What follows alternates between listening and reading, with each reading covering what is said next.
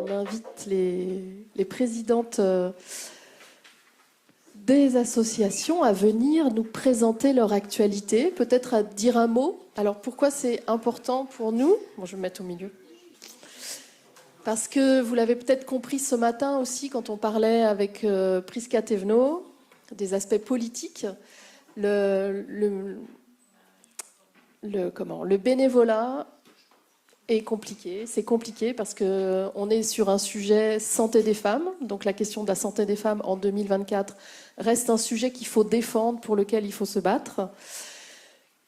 Donc on a toujours à cœur de travailler ensemble. Donc on essaye de travailler le plus possible ensemble quand c'est possible. On participe évidemment à des groupes de travail en commun. Mariama, sur le sujet de l'infertilité, de l'AMP et voilà, la CAPAD. Et puis avec mes autres collègues, le Fibrome, le SOPK, là plus largement sur la question de la santé des femmes. Et on aime bien se soutenir les unes les autres, parce qu'on en a vraiment besoin. Donc, mesdames, je vous donne la parole. Je ne sais pas qui veut commencer. Alors, je me jette à l'eau. Bonjour tout le monde et merci Virginie pour cette très belle journée, dense, riche et très constructive. Donc, moi, je suis Angèle Barga, la présidente et la fondatrice de l'association Fibrome Info France. C'est la première association française qui informe et accompagne les femmes touchées par le fibrome utérin. Le fibrome utérin est la maladie féminine la plus fréquente et qui plus est la première cause d'ablation de l'utérus en France et dans le monde. Alors nous aujourd'hui, ça fait 14 ans que Fibrome Info France existe, bientôt 15 l'année prochaine. Il se trouve que le fibrome est un véritable enjeu de santé publique, mais malheureusement très banalisé, très invisibilisé. Donc, comme vous vous en doutez, pour toutes les questions de santé féminine, nous devons nous battre. Et il se trouve que 14 ans après la création de Fibrome Info France, le caractère enjeu de santé publique que constitue le fibrome, et je rappelle, première cause d'ablation de l'utérus en France et dans le monde, le fibrome continue encore aujourd'hui à être considéré comme un non-sujet. Pour nous, c'est important d'être présente aujourd'hui à cette journée, parce que comme Virginie le disait, la santé des femmes, c'est un combat collectif et de très longue haleine. Et surtout, il y a des passerelles, il y a des ponts entre toutes les maladies féminines. Il n'est pas rare qu'une même et unique femme souffre de fibrome et d'infertilité, de fibrome et d'SOPK ou de fibrome et d'endométriose. Donc le fait de segmenter la santé féminine, c'est un vrai sujet. C'est-à-dire qu'on part du principe que telle maladie est peut-être moins importante et dans ce cas-là, on continue à la laisser sous le tapis. Non, on est là pour travailler ensemble et faire en sorte que nos causes puissent avancer ensemble. Et nous avons à cœur, à Fibrome Info France, la notion de la perte de chance. C'est important que cette notion soit prise en compte, quelle que soit la pathologie, parce que face à l'infertilité, il y a, comme on a pu l'évoquer, un vrai problème de temps. Donc plus vite, les femmes et les hommes et le grand public seront sensibilisés sur les pathologies féminines, mieux ce sera en termes de perte de chance. Merci. Tu pourras peut-être nous parler d'une actualité que vous avez ou peut-être du prochain congrès qui aura lieu l'année prochaine. Oui, bien sûr. Bon, ok. Oui, vas-y. Eh bien, bonjour à toutes et à tous. Donc moi, je m'appelle Emeline, je suis vice-présidente de SOPK Europe depuis 3 ans et bien entendu diagnostiquée d'un syndrome des ovaires polykystiques. Là, ça fait un petit peu plus longtemps puisque ça va bientôt faire 20 ans. Donc voilà. Déjà, je te remercie Virginie pour cette invitation puisque nous, SOPK Europe, on doit quand même rappeler que BAMP, c'était notre premier partenaire, c'est le partenaire historique de SOPK Europe, le SOPK qui est la première cause d'infertilité dite primaire chez la femme aujourd'hui, c'est-à-dire pour la première grossesse.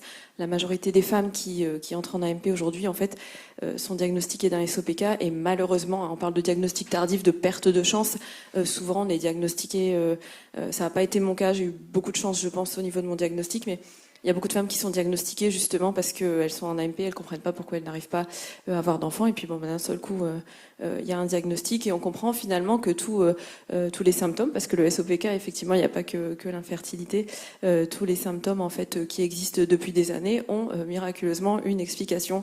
Donc voilà, le SOPK, si vous connaissez pas, c'est une maladie endocrinienne chronique et évolutive à l'échelle mondiale. J'insiste là-dessus parce qu'il n'y a pas d'étude de prévalence qui a été effectuée en France à ce jour. Donc à l'échelle mondiale, en fait, on considère que c'est une femme sur 7. C'est ce que les études nous donnent. Donc en fait, en France, ça ferait à peu près 2,3 millions de femmes, dont 50 à 70% sont concernées par l'infertilité. Il y a d'autres symptômes, signes d'hyperandrogénie, résistance à l'insuline pouvant conduire au diabète de type 2 avant l'âge de 40 ans, des douleurs, voilà, signes d'hyperandrogénie, c'est acné à l'âge adulte, hyperpilosité, perte des cheveux, etc. Donc voilà pour le SOPK. Je ne sais pas si je donne nos actus maintenant. Pendant que j'ai le micro. Oui. Bon, les actus. Effectivement, c'est pas facile. Ce que disait Virginie, et tu as raison de le rappeler. Être représentante d'une association et militante quand en plus nous-mêmes on est patiente, c'est pas simple, mais ça a été une bonne année malgré tout pour le SOPK. Alors ça a commencé pour nous en août 2023. C'est pas lié à l'association, mais c'est une bonne nouvelle pour les patientes. Il y a eu une actualisation des recommandations internationales qui ont été plutôt en faveur des patientes, même si aujourd'hui la pilule œstroprogestative reste la première ligne de traitement, ce qui n'est pas forcément accepté par les patientes. Il y a eu quand même vraiment des avancées pour elles. Donc ça, c'est plutôt une bonne chose. Il y a un mois à peu près, on était avec BAMP d'ailleurs aux Journées européennes de l'infertilité pour porter le sujet, représenter les patientes diagnostiquées d'un SOPK. On a participé cette année à l'élaboration et au lancement de la première formation complémentaire destinée aux professionnels de santé pour les aider en fait à mieux orienter les patientes après leur diagnostic, parce qu'aujourd'hui malheureusement il y a encore beaucoup d'errance diagnostique et thérapeutique, c'est-à-dire on est diagnostiqué mais ensuite après qu'est-ce qui se passe finalement? Est-ce qu'on dit aux patientes que pour leur perte de cheveux par exemple il faut qu'elles aillent chez le dermatologue? Pas toujours. Moi j'ai perdu mes cheveux pendant 10 ans avant qu'on me prescrive ce qu'il fallait pour améliorer ma perte de cheveux. On a aussi obtenu, ça je suis très contente de ça parce que c'est une étape importante je pense pour les patientes, on a obtenu le prix coup de cœur du jury dans la catégorie association de patientes au Festival de la communication santé au mois de mars pour une campagne de sensibilisation qu'on a faite nous-mêmes avec nos mains, la sueur de notre front. Une campagne qui s'appelle ARIA. Exactement, ARIA, qui mettait en avant en fait les pathologies secondaires liées au SOPK, comme par exemple les problématiques de santé mentale ou le diabète, etc. Parce que le SOPK, c'est pas seulement un petit problème de règles irrégulières et voilà, on a tendance à le réduire à ça, mais c'est faux. Il y a eu également l'enregistrement de plusieurs podcasts. À l'occasion du mois de sensibilisation au SOPK qu'on a initié en France, on a eu une interview chez Euronews. Donc ça, c'est pareil, c'est plutôt une bonne nouvelle pour la pathologie en termes de reconnaissance et de visibilité. On continue à travailler étroitement avec nos consoeurs aux États-Unis, avec PCOS Challenge, avec qui on travaille depuis plusieurs années. Et puis, cette année, nous ne serons pas au congrès mondial du SOPK qui a eu lieu, enfin, on n'y était pas en tout cas, ça avait lieu là ce week-end, puisque c'était en Nouvelle-Zélande. Donc là, pour nous, c'était un peu loin. L'an dernier, c'était à Rotterdam. Moi, je suis du Nord, donc c'était plus simple pour moi. Mais là, Nouvelle-Zélande, c'était plus compliqué. Oui, et ce qu'on peut dire, c'est que tu as représenté au congrès de Rotterdam la parole des patientes porteuses du SOPK. Donc, tout à fait. Et puis, à titre personnel aussi, c'est un peu quelque chose lié au SOPK. J'ai obtenu mon DU en démocratie de la santé à la Sorbonne Médecine. Et le sujet, on parle beaucoup de désinformation. C'est lié effectivement à l'infertilité, au protocole d'AMP. Malheureusement, pour le SOPK, nous, on est aussi assez exposés à ce genre de choses. Donc, j'ai choisi un sujet proche de ce thème qui m'intéressait particulièrement. Sur les réseaux sociaux dans l'espace public et la démocratie sanitaire, le développement et limite de la pérédance et de l'expertise autoproclamée dans l'évolution et la reconnaissance du SOPK. Et cette année, j'ai aussi été admise au DU lobbying européen, parce que effectivement, ensemble on est plus forte, et je pense que porter les sujets de santé féminine, des fois, ça demande de continuer à se former en tant que patiente pour pouvoir mieux porter la parole des autres patientes et faire changer les choses pour les générations futures, en tout cas. Alors, Laure ou Mariama, je ne sais pas comme vous voulez. Alors, bonjour. Ouais. C'est bon. Bonjour à tous et à toutes. Je suis Laure Sauter, je suis la présidente de l'ASMT, Association de soutien contre les maladies trophoblastiques. C'est un long nom. Donc je remercie Virginie puis toute la team BAMP pour cette invitation parce que chaque année, du coup, tu nous invites et enfin vous nous invitez et voilà, c'est s'unir aussi à donner de la visibilité aussi à des pathologies féminines et gynécologiques qu'on ne connaît pas ou très peu. Et ça, je vous remercie parce que ça met en lumière tout ça. C'est important dans notre société. Donc, les maladies trophoblastiques gestationnelles, personne ou très peu connaissent. C'est une grossesse sur 1000 en France. En fait, c'est le placenta qui se développe anormalement et forme une tumeur, en fait, qui peut devenir cancéreuse dans certains cas. Le placenta, en fait, il forme un espèce de kyste. Parfois, il peut y avoir un embryon. Mais malheureusement, en fait, ça ira à l'échec. On passe par une aspiration-curetage. Voilà, donc la grossesse s'arrête. Et dans 15% des cas, ça peut devenir un cancer du placenta. Donc c'est très rare, mais ça arrive. Et quand ça vous arrive dessus, je peux vous dire que voilà, quand vous n'êtes pas informé en fait sur le sujet, ça fait très mal et ça fait peur. Donc voilà, donc on appelle dans les maladies trophoblastiques les grossesses molaires, donc c'est le côté bénin, et vous avez le côté malin sur les tumeurs trophoblastiques gestationnelles. Voilà, donc il y a le côté malin après qui peut arriver dans 15% des cas après une grossesse molaire, et aussi après une grossesse arrêtée, on va dire autre, un accouchement classique chez une grossesse sur 62 000 environ, il peut y avoir un cancer du placenta. Voilà, pour la petite définition. Donc notre association a été fondée fin 2018. Voilà, on est très peu de membres, très peu de bénévoles aussi. Donc comme tu disais, c'est difficile aussi de trouver, voilà, au niveau des bénévoles, enfin voilà, toute une implication. Voilà. Bon, du coup, voilà, on fait notre petit bonhomme de chemin dans notre association. Au niveau infertilité, on peut être impacté comme tout à chacun en fait. Moi-même, du coup, je l'ai été parce que j'ai une mutation rare qui fait que je ne peux pas devenir maman naturellement. J'ai fait plusieurs grossesses molaires complètes et du coup, j'ai eu recours à un don d'ovocytes, enfin même 2. Donc j'ai eu une première fille en 2018 et j'ai eu des triplés l'année dernière. Voilà. Et donc, bon, c'est que... il y a des déceptions, mais il y a aussi de l'espoir. Voilà, ce que je veux vous apporter, mon petit témoignage personnel. Et donc, dans l'association, on est là pour accompagner les femmes, les couples et les proches aussi dans ces maladies-là qu'on ne rencontre vraiment pas. Même les professionnels de santé, c'est très rare. On est là pour les orienter aussi sur les centres experts, sur les spécialistes qui connaissent mieux le sujet. Après, on fait beaucoup d'informations, enfin, on essaye de faire beaucoup d'informations, faire des stands aussi. Grâce à vous aujourd'hui aussi, on peut donner de la visibilité à nos pathologies et aussi faire des événements au profit de la recherche sur ces maladies-là, comme cette année.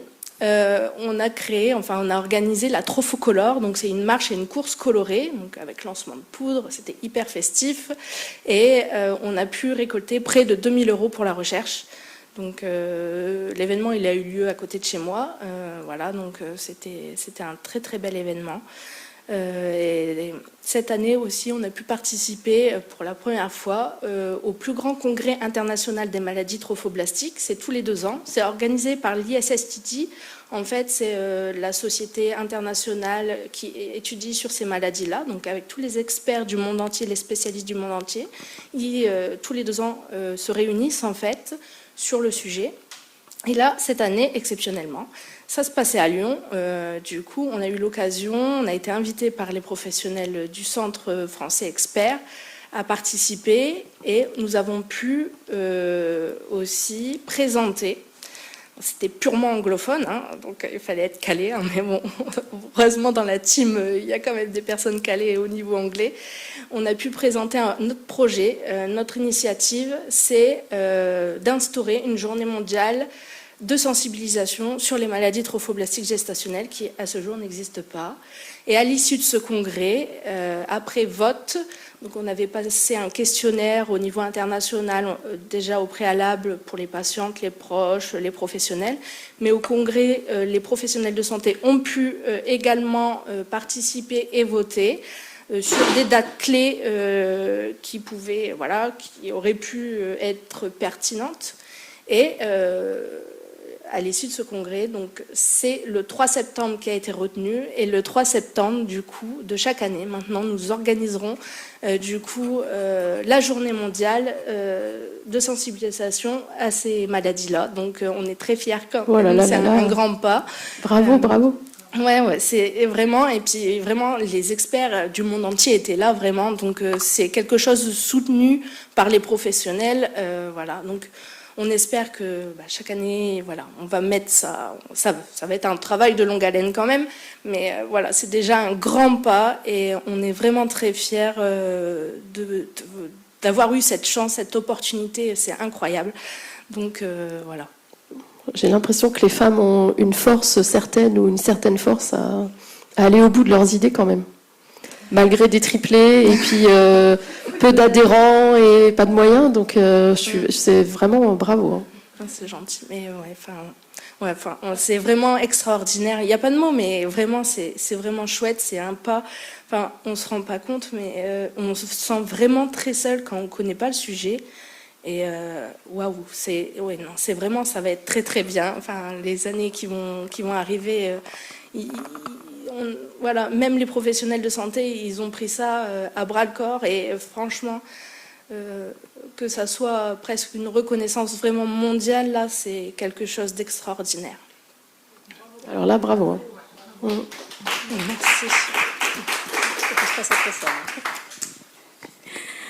Oui, bonjour. Alors, Mariama Sobi de l'association Maman Solo. Donc, comme ce matin et maintenant d'ailleurs, je vais un peu me situer pour que l'on sache d'où je parle, d'où je viens. Je représente l'association Maman Solo qui, par définition, est une association composée de femmes célibataires désirant devenir mères par choix, par PMA. Et donc, je suis la maman d'une petite fille conçue il y a bientôt 10 ans par PMA au Danemark. À une époque pas si lointaine que cela, puisque à l'époque, je n'avais pas le droit de fonder ma famille ici en France. Alors, nous nous sommes battus pour que la loi puisse nous accepter, parce que ce n'était pas chose évidente, dans le sens où on ne comprenait pas trop ce désir un petit peu presque capricieux de femmes célibataires qui décidaient de s'extraire de la norme du couple hétérosexuel. Donc la loi est entrée en vigueur en 2021 et malgré cette entrée en vigueur, ça reste assez compliqué encore pour les femmes célibataires et j'en profite d'ailleurs pour remercier BAMP de nous inviter parce que ça permet aussi de visibiliser encore plus nos situations puisque on a cette loi qui est une avancée majeure en termes de justice reproductive qui permet d'offrir un véritable choix aux femmes qui veulent concevoir leur famille différemment. Mais ça reste un choix qui demeure incompris, qui demeure mal accepté, très jugé, alors déjà peu connu, même par les femmes elles-mêmes, puisque encore aujourd'hui, presque plusieurs années, 3 années et demie, 4 ans après l'entrée en vigueur, on a des femmes qui nous demandent si c'est encore possible ou pourquoi, si c'est ouvert en France, mais on leur dit oui, il y a eu des débats qui étaient très très mouvementés, c'est ouvert en France et c'est pas du tout compris par les soignants où on est souvent reçus très violemment. Alors dans les centres, mais aussi lors des réunions où on se rend compte que ça reste un choix qui pose question. D'autant plus que les soignants ne saisissent pas le fait que l'on soit majoritaire. Encore aujourd'hui, avec cette entrée en vigueur de la loi, malgré le fait qu'on nous a presque bâillonnés, on ne voulait pas entendre parler de nous, en pensant que ce serait 2-3 femmes qui se battaient en duel, et surtout des quadragénaires qui étaient dans le désespoir, etc. Là, aujourd'hui, c'est reçu encore plus violemment parce qu'ils ne comprennent pas qu'une femme de 30 ans veuille faire un enfant seul. Ils ne comprennent pas qu'il y ait autant de femmes qui se présentent en sécos pour faire des enfants seuls. Donc ça reste un choix très très difficile. Un choix mal compris, on n'appréhende pas, et d'ailleurs, petite anecdote à aparté un peu rigolote, hein, c'est que depuis ce matin, j'entends parler que de couple. Alors je me dis, c'est peut-être parce que c'est l'intitulé, mais on n'a parlé que de couple, en parlant d'infertilité, que de couple, à part toi, Virginie, à 15h28, je l'ai noté, tu as parlé des femmes seules. Voilà. Donc, voilà. Et en fait, on ne l'appréhende pas du tout, et ça reste un impensé. C'est quelque chose qui dépasse totalement l'entendement. Où même les femmes en elles-mêmes, on voit lorsqu'elles viennent se présenter. On a un groupe, on est plus de 5000 dans notre groupe de discussion. On sent que il y a une difficulté à sortir de cette norme hétérosexuelle qui est imposée, qui est, tout à l'heure j'entendais, idéal parental. L'idéal parental reste le couple hétérosexuel, donc un papa et une maman, voilà, pour reprendre un slogan qu'on a entendu il y a quelques années. Et du coup, même pour ces femmes, elles se sentent obligées de détailler, d'expliquer, presque de justifier, de dire qu'elles sont légitimes à faire ça parce qu'elles ont attendu, elles ont cherché, elles ont essayé, etc. Et en fait, on n'a pas à se justifier. Ni devant les soignants, ni devant nous-mêmes, on n'a pas à se justifier. Donc on a cette loi qui est magnifique, mais qui reste encore difficile à mettre en pratique. Je prends un exemple. Il y a quelques années, si la loi avait été, si j'avais eu la possibilité de le faire en France, ça aurait été très très compliqué parce que aujourd'hui on se rend compte que on a un traitement qui est différencié. Clairement, certains ne se le cachent pas, parce qu'on a des soignants qui réellement rejettent nos parcours. En tant que femme noire, ça aurait été encore plus compliqué. Et ce qui permet de se dire que, enfin, en 2024, on a l'agence de biomédecine qui a commencé à faire des campagnes ciblées envers les populations racisées, donc parce qu'on se rend compte qu'il y a 0 donneur asiatique et ça ne pose pas question, ça ne posait pas question jusqu'à présent. Très très peu de donneurs noirs, maghrébins, ça ne posait pas du tout question. Et quand je dis très peu de donneurs noirs, on a un exemple tout bête. En Guadeloupe, il y a quasiment 0 donneurs noirs en Guadeloupe. Voilà. Donc les personnes qui font des PMA, qu'elles soient en solo ou en couple, avec don de gamètes, on les oriente vers la République dominicaine. Ou alors, bon, il y a des gamètes qui existent, mais uniquement de personnes caucasiennes. Donc bon, ça peut poser question. Tout à l'heure, tu parlais de l'accès aux soins dans différents territoires. Aujourd'hui, en tant que solo, ça reste très compliqué lorsqu'on est en Guyane, en Guadeloupe, à La Réunion, à Mayotte, parce que voilà, il y a un seul centre. Voilà, il y a un seul centre pour l'océan Indien, un seul centre pour les Antilles, sachant que pour faire Saint-Laurent-du-Maroni à Fort-de-France, il y a 14 000 kilomètres. Voilà, et sachant que pareil entre Mayotte, donc Mamoudzou et La Réunion, il y a autant de kilomètres et puis il faut prendre un avion, etc. Donc rien n'a été pensé pour les parcours qui sortaient du cadre normal. Alors, c'est la même chose pour les personnes en couple, c'est certain, mais du coup, ça reste très très difficile, encore plus pour les personnes solo. Alors, c'est un parcours qui est pas compris parce qu'on parle d'un droit, et là aussi, on nous reproche justement de brandir ce droit.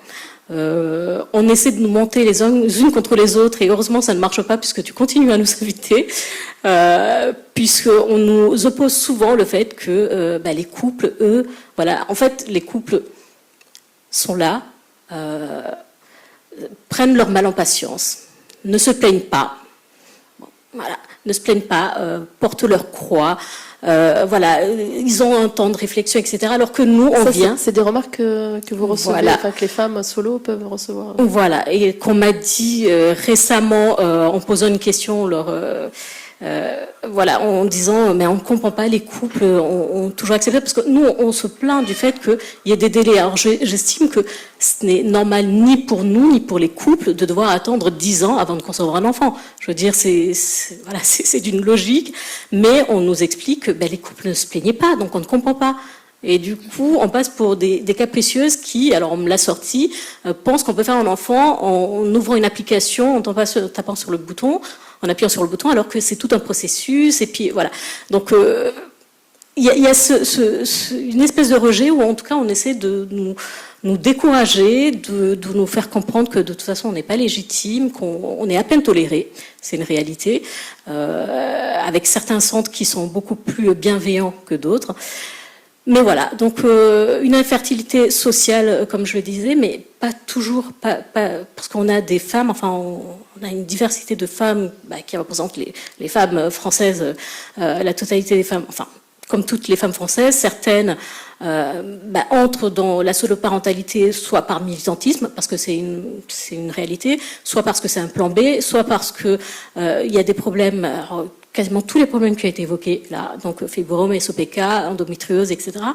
Et en fait, ça, ce n'est même pas entendable, parce que justement, on est censé le faire dans le cadre normal, classique, du couple, et on n'a pas à se plaindre, etc., etc. Donc voilà, c'est...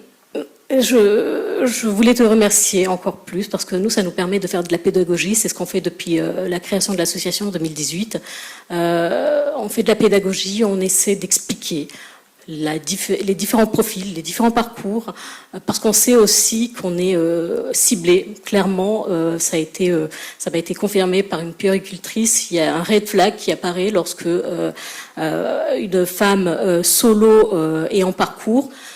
Lorsqu'elle a un certain âge, et quand je dis un certain âge, c'est même pas un âge canonique, c'est à partir de 39-40 ans, on estime que, alors au mieux on est considéré comme des cassos, au pire c'est voilà, il y a une sorte de vulnérabilité qui est mise en avant, et du coup avec des signalements de plus en plus importants, avec des contrôles parfois très intrusifs, parce que justement ce sont des parentalités qui ne sont toujours pas comprises en 2024. Donc il y a tout ce travail à faire. Et maintenant, pour une actualité assez rapidement, alors on continue le travail avec les différents institutionnels. On siège au sein de la CAPA, de l'ABM, des différents groupes de travaux qui existent pour faire tout ce travail militant. Mais on a aussi un travail politique parce que justement on essaie de politiser nos maternités, pour dire que bon, ce ne sont pas des maternités de pacotille ou par défaut. Et on essaie aussi de profiter de tout le travail qui est fait, enfin de profiter, on a participé à tout le travail qui est fait sur le statut de la monoparentalité, mais c'est très très compliqué parce que là aussi, c'est assez difficile de devoir réclamer quelque chose, politiquement parlant, parce que nos maternités doivent être tues. Il faut qu'on assume, on a voulu. C'est une monoparentalité qui n'est pas noble. On ne l'a pas subie, on a voulu ça, donc c'est à nous d'assumer. Et c'est encore plus difficile actuellement avec la couleur politique qui est celle du gouvernement actuel, puisque grosso modo, la plupart des membres du gouvernement actuels ont voté contre ma famille, en gros, donc sont totalement opposés à mon modèle familial. Donc c'est encore plus difficile de devoir plaider des droits sociaux, politiques dans le contexte actuel. Mais on persiste parce qu'il n'y a pas de raison et surtout on essaie d'expliquer qu'il y a des études. Alors nous, on participe à différentes études, voilà, c'est ce que je voulais avec l'INED et avec le centre Max Weber, qui est une antenne du CNRS à Lyon. Puisque, alors on a les chiffres de la monoparentalité, sauf que ce sont les chiffres de la monoparentalité de manière générale. On n'a jamais réellement distingué ce qui relevait de la monoparentalité subie suite à un divorce, à un veuvage, etc., de la monoparentalité choisie. Sauf que dans notre association, on a quand même des enfants qui sont très grands, qui ont plus de la vingtaine, on a des grands ados, on a pas mal de femmes qui ont fait leur parcours avant l'entrée en vigueur de la loi.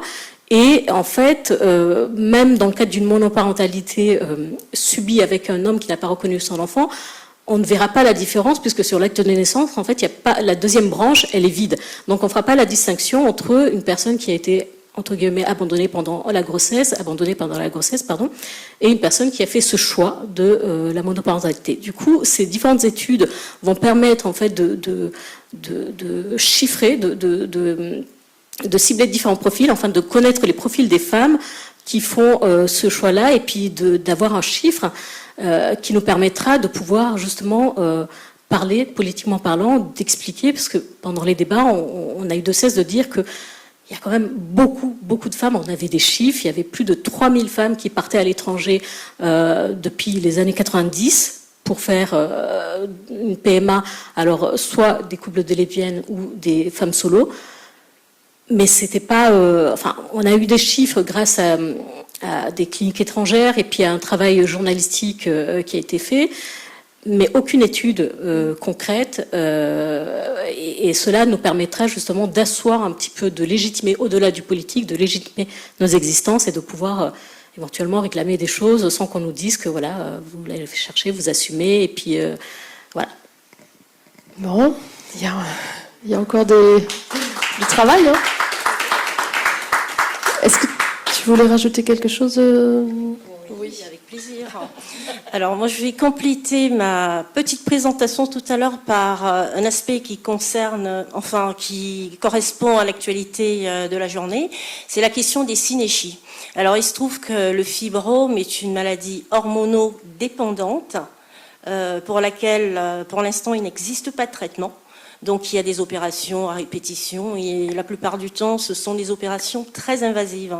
Et donc la question des synéchies, pour nous, à Fibrome Info France, est une question très importante parce que les synéchies ne sont rien d'autre qu'une infertilité secondaire. C'est en réalité la première cause d'infertilité secondaire. Et donc, le fait de toujours considérer l'infertilité sous le prisme ovarien fausse le débat d'une certaine manière, en tout cas en ce qui concerne le fibrome, parce que les synéchies sont responsables d'infertilité. À titre personnel, je n'ai pas d'enfant. Le fibrome est responsable de fausses couches à répétition. J'en ai fait l'expérience. Et le fibrome, par rapport à ces fameuses synéchies, nécessite une sensibilisation et même un changement de pratique pour éviter d'avoir ce qu'on appelle des utérus multicicatriciels. Un utérus multicicatriciel va être responsable d'infertilité, de complications obstétricales. Et tout ça, pour l'instant, est en quelque sorte peu pris en compte.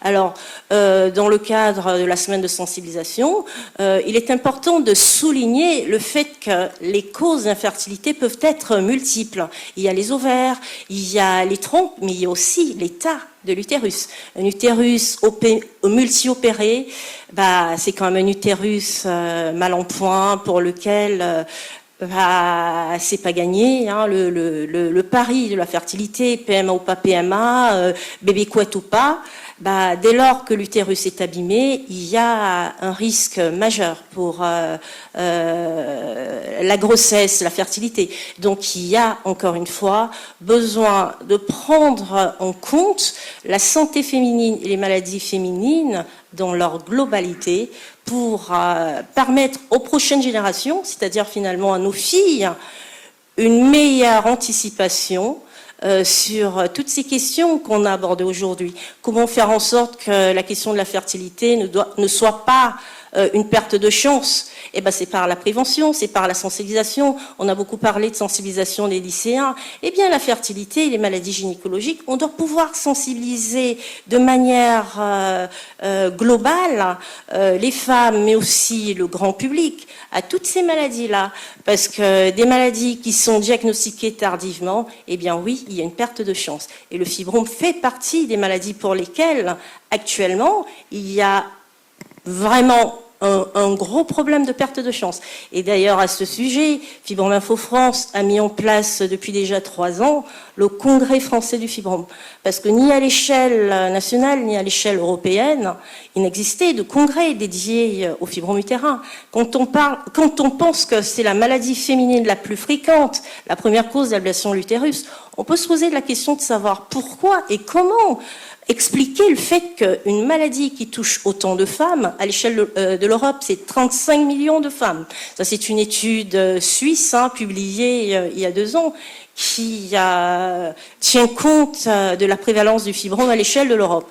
Comment expliquer le fait que cette maladie, qui touche autant de femmes, ne bénéficie d'aucune campagne de sensibilisation nationale européenne, qui ne bénéficie d'aucun plan?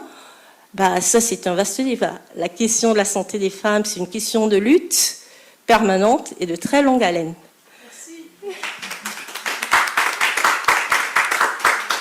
Alors, peut-être on peut parler un petit peu de l'association collective BAMP aussi, de ce que fait l'association. Donc ce matin, on a parlé du PEPR, vous vous souvenez, PEPR, programme de recherche endométriose, infertilité. Et nous, quand on a, donc l'association participe au comité exécutif de ce PEPR, et quand on a été invité à travailler avec l'INSERM et les professionnels, j'ai dit mais où sont le SOPK et les fibromes ? Ah ben non, on s'en occupera plus tard. Non, on va faire endométriose. Donc voilà, pour nous c'est problématique et on a de cesse à chaque fois, quand on est interpellé pour X raisons, de dire mais alors il y a les copines aussi, donc vous nous interpellez sur les fibromes, mais pensez qu'il y a aussi le SOPK. Et puis voilà. Donc il y a ce groupe, cette participation au comité exécutif du PEPR, avec Maman Solo, les enfants d'Arc-en-Ciel, la PGL. Donc comme a dit Marie-Joëlle, on participe à la CAPAD. Donc là, c'est plus sur le don de gamètes. On participe aussi à de nombreuses réunions qui sont mises en place par l'Agence de la biomédecine. Donc c'est l'agence qui encadre toutes les activités d'AMP et de don de gamètes. Il y a un certain nombre de groupes de travail. Donc en ce moment, il y a un groupe de travail sur le don de gamètes, justement. Il y a un groupe de travail qui est récurrent, dans lequel on travaille sur le PEG, c'est Plan Embryologie Génétique Humaine. Donc c'est le gros chapeau de tout ce que fait l'ABM. Il y a un certain nombre, là je suis désolée, il m'échappe là, mais il y a un certain nombre de groupes de travail qui demandent du temps. C'est-à-dire que quand on est engagé sur une réunion avec l'Agence de la biomédecine, ça peut être une matinée ou une après-midi, voire une journée entière. Et donc là, il faut pouvoir mobiliser les bénévoles. Donc comme on est toutes, nous ne sommes pas encore à la retraite, c'est vraiment compliqué. En même temps, on exige de notre part associative d'assurer ces présences. Si on parle juste de notre association, on a obtenu la reconnaissance d'intérêt général. Non, intérêt général, ça fait longtemps, mais on a reçu la reconnaissance du ministère de la Santé comme association agréée par le ministère de la Santé. Et on nous a dit, il faut que vous soyez présents dans plein de groupes de travail, il faut que vous nous prouviez que vous êtes active en termes de démocratie sanitaire. Et voilà, mais on n'a pas de subvention. Donc je pense que là, de toutes les associations qui sont là, il n'y a pas de subvention publique. Donc ça fonctionne sur les dons que les gens peuvent nous faire. Et ça, voilà, c'est pour ça que tous vos exploits et vos avancées associatives, elles sont vraiment à souligner, à applaudir, parce que ça demande vraiment du temps, de l'investissement. Pour parler de l'association, ce que je peux dire aussi, c'est que je ne sais plus ce que je veux dire, parce que voilà, c'est la fin de la journée et on s'est couché tard, on s'est levé tôt. Il faut dire que vous êtes fantastique. C'est ça qu'il faut Ah oui, d'accord. Non, on n'est pas tout ça, mais on essaye quand même de porter les sujets. Donc, comme on l'a dit ce matin, oui, c'est ça que je voulais dire, la question politique, je sais que ça peut faire peur à certaines personnes, mais vraiment, on le voit en étant sur le terrain depuis de nombreuses années. On a beau dire des évidences, on a beau souligner des choses qui vont dans le sens logique, finalement, si un décideur politique ne décide pas de voter, on restera bloqué. Et donc, il y a des choses qui sont bloquées, là, ce que tu décrivais, Mariama, et ce que tu décris aussi, on est bloqué parce qu'en face, l'interlocuteur politique qui va décider, il n'est pas attentif à nos combats. Donc on vous invite tous et toutes à soutenir les associations et à vous engager aussi en tant que bénévole parce qu'il y a beaucoup de choses à faire encore sur les différents terrains. Et notre prochain rendez-vous collectif, ça sera le 8 mars. 8 mars, on essaye de faire toujours quelque chose en commun. Et puis voilà, Je vous remercie tous et toutes. Je remercie aussi les bénévoles de l'association Marie-Joëlle qui a assuré... Tout et toutes les bénévoles. Oui, mais tu as assuré l'animation de cette journée et vraiment c'est super. J'ai un peu mal aux pattes. Je te remercie vraiment beaucoup.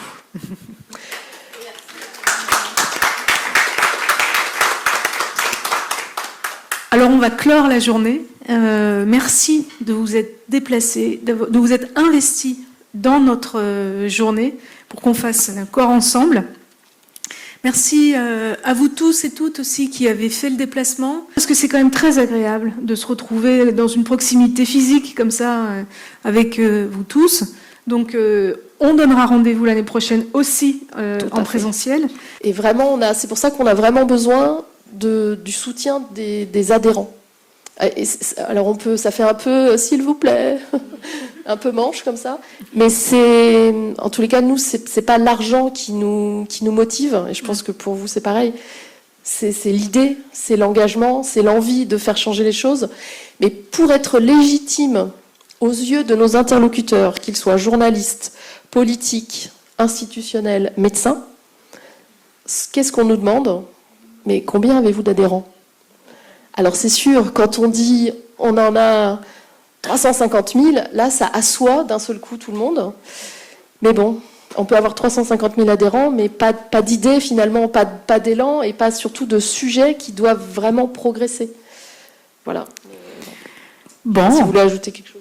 Mais, je me dis finalement en fait ce qui nous motive, en tout cas quand j'entends nos différents parcours, c'est que j'ai l'impression qu'on est les seuls dans nos branches respectives. Parce que nous, clairement, on est encore la seule association représentant les solos par choix. Sans notre association, en fait, il n'y aurait personne. D'ailleurs, la loi nous aurait totalement omise, puisqu'on le sait que par le jeu, les truchements des navettes parlementaires, on a été la variable d'ajustement et il y avait des petits chantages. Voilà, on met de côté les solos, ça ne sert à rien, etc. Donc, et encore aujourd'hui, on est les seuls. Ce qui fait que lorsqu'il y a une place à prendre, en fait, on sait qu'on n'aura même pas à se battre avec qui que ce soit. Il faut une place pour les solos par choix. On peut attendre la dernière minute. Je l'ai vu pour le groupe de travail, le dernier groupe de travail. La dernière minute, j'ai envoyé ma demande. On attendait que vous. Voilà. Donc, on est les seuls, en fait. Et pour le fibrome, pour le SOPK, enfin, en même temps, je ne vois que vous, mais on est les seuls et voilà. Alors, même quand on est les seuls, c'est pas toujours gagné. Nous, on a pu, à plusieurs reprises, ne pas être invités à des événements où le thème portait quand même sur la santé des femmes. Il y a eu un rapport qui a été publié par le Sénat il y a un an de cela. Il n'y a pas une seule ligne sur le fibrome. C'est quand même étonnant. Les chiffres que j'ai donnés sont édifiants. Première cause d'ablation de l'utérus, plus de 35 000 femmes touchées en Europe. Et il y a un rapport national commandé par le Sénat, publié en juillet 2023. Le fibrome n'est pas mentionné. Alors, moi, j'ai demandé des comptes. J'ai envoyé des courriers aux sénatrices qui ont planché sur ce rapport. Et j'attends toujours la réponse. Je leur ai demandé de m'expliquer parce que un rapport de 145 pages qui aborde la thématique de la santé de la femme, il y a tous les cancers, il y a l'endométriose, il y a une ligne, il y a un paragraphe sur le SOPK, j'étais bien contente, mais il n'y a pas un seul mot sur le fibrome. Là, c'est politique.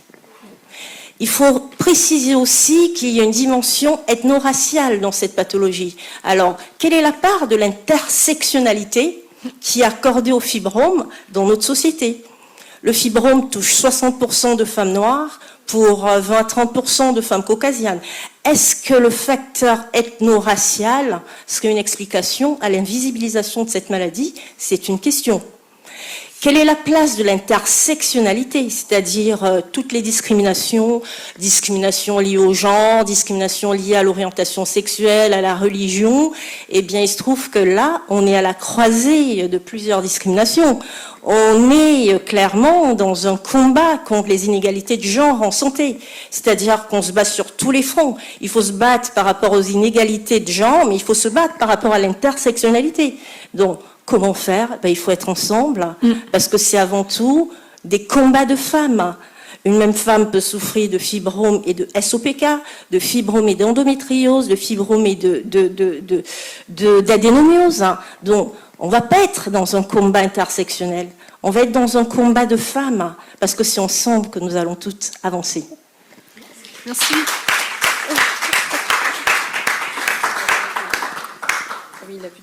Oui, je rejoins rapidement aussi ce que disait Virginie, notamment sur l'importance en fait de l'engagement des adhérents, des adhérentes, des bénévoles, du soutien auprès des associations. Effectivement, pour le SOPK, bon, tu le sais, c'est des conversations qu'on a déjà eues. Il y a même constat, c'est-à-dire que il y a le même fossé qui se creuse entre la prévalence de la pathologie et l'intérêt qu'on lui porte. Le même fossé se creuse, c'est-à-dire qu'il y a une exigence des attentes de la part des personnes qui en sont diagnostiquées et leur engagement envers l'association en fait. C'est-à-dire que nous, pareil, enfin voilà, on a besoin d'adhérentes, on a besoin de dons, voilà, des adhérentes pour pouvoir continuer à mener nos actions, mais voilà, plus facilement, disons que c'est pas dirigé forcément vers l'intérêt collectif. Et puis bon, on voit que parfois elles vont plus utiliser, enfin plutôt que de donner 10 € à l'association, par exemple, elles vont acheter un guide magique pour le SOPK à 10 €. Enfin voilà, c'est quelque chose. C'est vrai que c'est assez décourageant. Je sais pas pourquoi on est toutes devenues. On a eu la fée du militantisme qui s'est penchée sur nos berceaux, toutes ici. Et en fait, heureusement, finalement, la satisfaction, c'est pas forcément la reconnaissance qu'on a, parce qu'il faut pas faire de l'associatif pour ça, mais c'est la satisfaction personnelle de faire changer les choses pour nous toutes, en fait, comme le disait Angèle justement. Merci. Juste un dernier. Je vous propose qu'on s'arrête. Pardon. Non, c'est juste un dernier mot pour rebondir sur ce que vous avez dit toutes les deux. Alors, c'est vrai qu'on milite pas pour la gloire, pour l'argent, pour autre. Enfin, moi, je milite parce que, justement, c'est un choix que j'espère pouvoir faciliter pour ma fille, et puis plus tard, selon ce qu'elle voudrait faire. Et puis, lorsque tu parlais d'intersectionnalité, c'est que je me rends compte qu'en fait, dans les profils des solos, en fait, on a presque toutes celles qui sont à la marge, qui sont rejetées.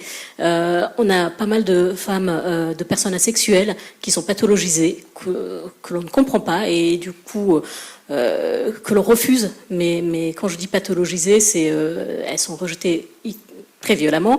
On a des femmes lesbiennes qui forcément ne peuvent pas faire d'enfants avec un homme et qui là aussi sont jugées. Il y a une lesbophobie qui est réelle, et on a toutes les femmes qui ne rentrent pas dans le carcan idéal de la fille qui fait 98, 36, voilà.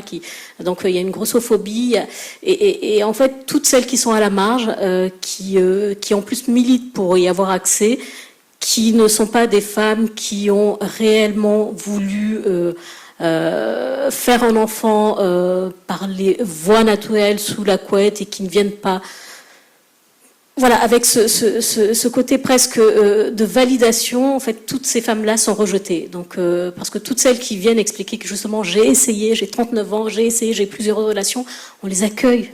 Voilà, on les accueille. Bon, après, avec l'âge, on leur dit c'est peut-être un peu tard, aller à l'étranger, mais toutes les autres sont rejetées, et c'est pour cela, c'est pour ces autres femmes-là que je milite, pour voilà, en espérant que pour ma fille, pour nos enfants, le chemin soit un peu moins chaotique que celui auquel on est confronté actuellement. Merci.